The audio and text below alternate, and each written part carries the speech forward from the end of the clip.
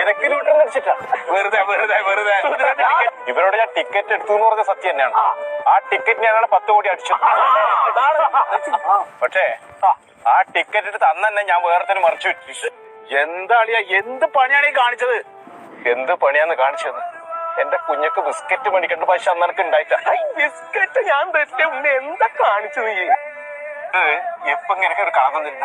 നിങ്ങൾ ആരെങ്കിലും എന്നൊന്ന് സഹായിച്ചിട്ടുണ്ടാ? എന്തൊക്കെ അന്വേഷിച്ചിട്ടുണ്ടാ? ചേട്ടാ, നിങ്ങൾ ആർക്കാ ലോട്ടറി കൊടുത്ത്?